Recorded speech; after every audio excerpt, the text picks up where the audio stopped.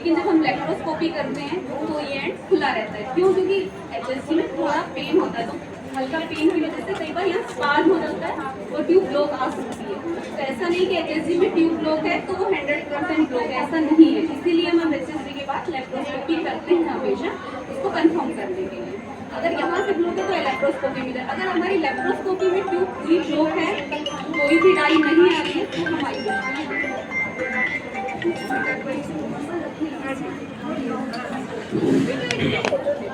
जी, मेरा क्वेश्चन ये है कि आफ्टर 40 ये मिथ है क्या ये रियलिटी है कि बच्चे होने बहुत चाहिए या होने के ही नहीं? देखो, जैसे जैसे उम्र बढ़ती है हमारे अंडे, जैसे हमने बताया कि कम होते जाते हैं और उनकी क्वालिटी भी अच्छी नहीं रहती है। तो उस समय अगर आप प्रेग्नेंट हो भी गए, वैसे तो भारत सरकार ने 50 तक IVF अलाउ कर रखा है, क्योंकि आजकल देखा देखी जैसे लेट शादियां हो रही हैं, लेट बच्चे प्लान हो रहे हैं, या किसी का बच्चे को कुछ हो जाता है, उस कंडीशन में वो चीज़ें हैं और उनके अंदर बच्चा एबनॉर्मल होने के चांसेस काफ़ी बढ़ जाते हैं। और अगर आप प्रेग्नेंट होते भी हैं 40 के बाद, तो ब्लड प्रेशर, शुगर, माँ की जान का भी खतरा रहता है। तो हमारे अस्पताल में हम जनरली, क्योंकि हमारे यहाँ IVF नहीं है, 40 से ऊपर नहीं इलाज करते हैं। और हम चाहेंगे कि आप सबको ये बताएं कि जल्दी से जल्दी शादी के बाद विदिन 1 ईयर वो प्रेगनेंसी प्लान करें, ठीक है? और किसी को कुछ पूछना है तो पूछे, नहीं तो हम खत्म करेंगे। हाँ, आप यहाँ आ जाइए।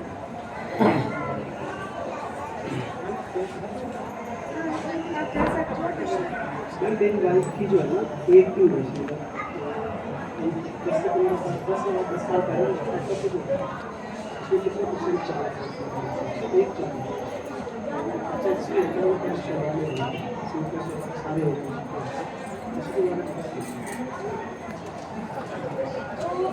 अगर एक ट्यूब में एक्टोपिक प्रेगनेंसी हुआ है तो पहले समझने की बात है कि एक्टोपिक प्रेगनेंसी क्यों हुआ है।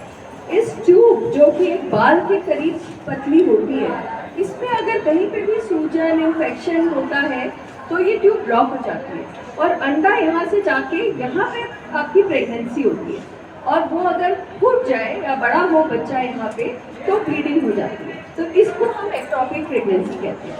तो इसका ये मतलब है कि आपकी एक ट्यूब तो निकल ही चुकी है और दूसरी ट्यूब आपकी ठीक है, लेकिन अगर उस ट्यूब में भी कुछ इन्फेक्शन के चांसेस हुए तो फिर थोड़ी नॉर्मल से कम क्षमता है। अदरवाइज एक ट्यूब अगर नॉर्मल है तो उसमें भी प्रेगनेंसी हो सकती है, क्योंकि एक बार आपका इस ओवरी में अंडा बनेगा, दूसरी बार इस ओवरी में बनेगा। तो अगर एक ट्यूब पेशेंट है तो हम यहाँ इलाज करते हैं 3 to 6 मंथ्स तक के लिए।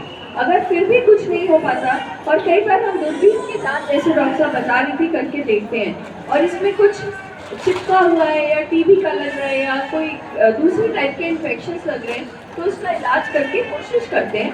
मैं आपको एग्जैक्ट परसेंटेज तो हम लोग नहीं बता पाएंगे, लेकिन फिर भी आप सोचिए 40-50% चांसेस हैं।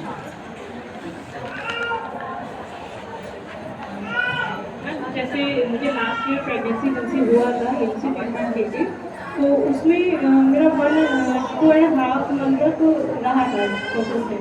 फिर उसके बाद तो मेरा मिसकैरेज का हो गया, फिर सफाई हो गया, वॉशिंग हो गया, तो बताया कि धड़कन नहीं आई बच्चे की। तो क्या ऐसे क्या रीजन हैं कि बच्चे की धड़कन नहीं आती? तो सुनना चाहते कि 5 to 6 मंथ में धड़कन आ जाती है, क्या चीज़ थे?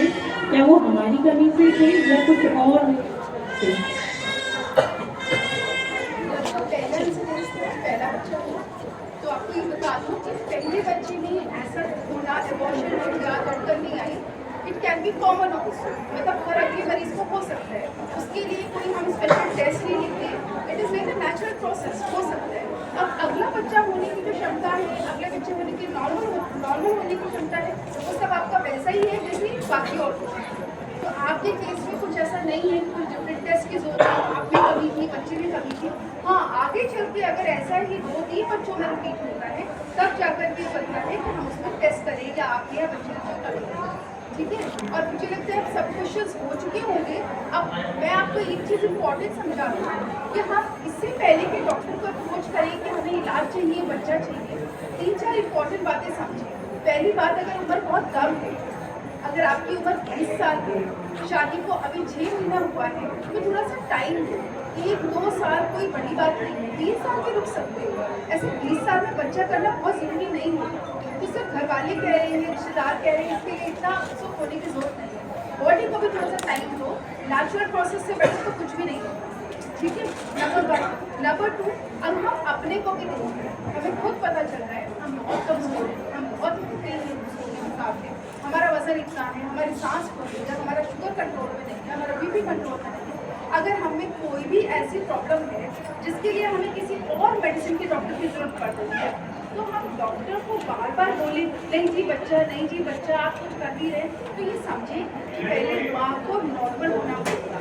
अगर माँ नॉर्मल हुए बिना ही बच्चा ठहरने के लिए जिद करेगी, डॉक्टर ने ठीक है हाँ ठीक है, ये बार बार हम बहुत बार आ चुके हैं, हमारे बहुत पैसे, तो ऐसे करने से आप दबाव डालोगे तो बच्चा अगर अपने आप ही ठहर गया तो माँ को भी खतरा होगा और बच्चे को भी खतरा होगा।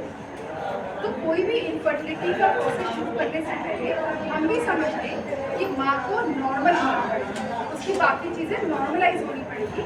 और बहुत सारे पेशेंट्स ऐसे हैं, मेरे खुद के तजुर्बे में हैं, जो बहुत मोटे थे, उनको सिर्फ ये एडवाइस किया कि 6 महीना वजन घटाना है, उन लोगों ने शिद्दत से घटाया और वो अपने आप ही कंसीव कर गए बिना किसी दवा के। तो अपनी बॉडी को नॉर्मल रखना बहुत ज़रूरी है। हम लास्ट में योगा सेशन करना चाहते थे, किसी वजह से नहीं हो पाया, लेकिन बहुत कॉमन है, ऑनलाइन योगा भी बिल्कुल फ्रीली अवेलेबल है, आराम से। घर का कोई घर से निकलने का झंझट नहीं, पैसे खर्चनी बचती है, मोबाइल चाहिए तो आप पैसे भी यूज़ करते हो, अपना व्हाट्सएप वीडियो सब भेज देंगे। सिर्फ 15-20 मिनट में योगा कर लिया, दिमाग की शांति बहुत होती है। और अगर स्ट्रेस कम कर लिया तो अगेन जैसे वेट कम किया वैसे स्ट्रेस कम करोगे ना, बार बार वो साइकिल तोड़ोगे, मेरा बच्चा नहीं है, वो कह रही है, कह रही है, 6 महीने छोड़ दो, 6 महीने से 1 साल बाद में भी छोड़ दोगे ना, तो स्ट्रेस कम करके बॉडी अपने आप रिकवर करती है। स्ट्रेस का बहुत रोल होता है, हम बैठ के उसकी दवा दे रहे होते हैं, एंटी स्ट्रेस की दवा, उसकी जगह अपना स्ट्रेस खुद कम करती है।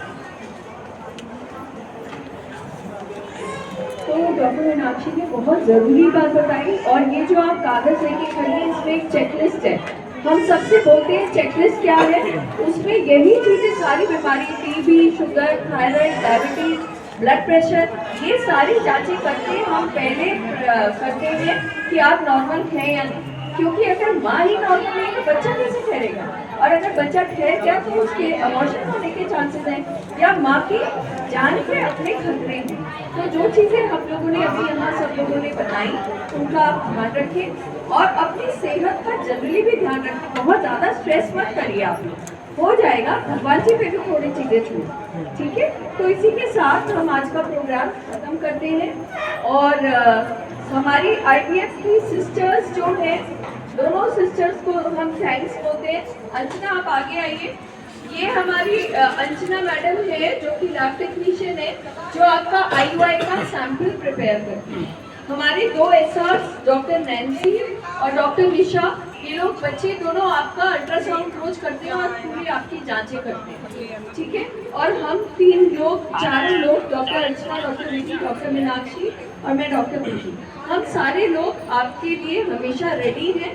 कभी भी आप हमसे मिलना चाहें, बात करना चाहें तो आप हमसे मिल सकते हैं। मंडे को हमारी OPD है, आज के दिन डॉक्टर मीनाक्षी की है, तो किसी ना किसी दिन आपको हम लोग सीनियर डॉक्टर्स भी मिल सकते हैं। और हम एनकरेज करते हैं कि हस्बैंड्स भी आए वाइफ के साथ। और I am very happy to see कि इतने सारे हस्बैंड्स यहाँ आए हैं। आप लोगों को बहुत बहुत धन्यवाद, सभी को, महिलाओं को भी, पुरुषों को भी, और पूरा मिल के इस लड़ाई से लड़े, ठीक है। Thank you very much.